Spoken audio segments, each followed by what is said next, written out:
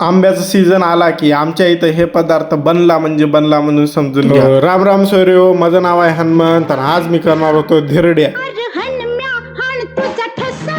आता धिरड्या खायचं म्हणलं की त्याचं सगळं करतात आंब्याचा रस, आणि मला मिक्सर मध्ये काढलेला रस अजिबात आवडणार, एकदम फुगून वर आलेला राहते. मुळात माझ्याकडे मिक्सर नाही, ते भाग वेगळं आहे. पण लई लोक यायला हाताने रस काढलेला एकदम गावठी वाटते. बघा बापू, माझी काय आजी जर्मनीची नव्हती की माझा आजा लंडनचा होता. आमच्याकडे आधीपासूनच हातानच असं किचकून किचकून रस काढत आले था, आणि ह्याच्यात मला काही वेगळं वाटतं. आता करायला घेतलो धिरड्या. आता ह्याच्यासाठी पायलीभर गव्हाचं पीठ घेतलं, तर आदलीभर दाण्याचं पीठ घ्यावं म्हणून, चिटवभर भज्याचं पीठ घ्यावं म्हणून. आता नकरशे लसूण आणि जिरे घेऊन खलबत्त्यामध्ये टाकून कचकच ठेचून घेतलं आणि त्याला ह्या पिठामध्ये टाकून घेतलं. ह्याच्यात नकरचं मीठ आणि पाणी टाकून याचं नादर पीठ कालून घेतलं आणि याला अर्धा घंटा भिजवायला ठेवलं. धिरड्या करताना कांद्याचं बूड कापून तेल लावायला करतात, कसं काय करतात मला काय माहित नाही. आता हे करताना माझ्याकडे दोन ऑप्शन होते, एक म्हणजे 92 रुपयाचा डीमार्टचा तवा आणि एक माझ्या जो असलेला गिल्टाचा तवा. मी मात्र 92 रुपयाचा डीमार्टचा तवा चूज केलो आणि त्याच्यावरती हे धिरडे करायला गेलो. पण जेव्हा पलटायची बारी आली तेव्हा हे काय धिरड्या राहिल्या नव्हत्या, याच्या अशा गवऱ्या तयार झाल्या होत्या. मग इज्जतीनं माझा गॅस बदलून घेतलो आणि माझ्या गिल्टाच्याच तव्यावर पहिला असा धिरडा करून बघितलो. धिरडे करताना आमची आई आम्हाला सांगत गेली की पहिले 1-2 धिरडे चांगले निघतात, आणि माझ्या संग बी असंच झालंय.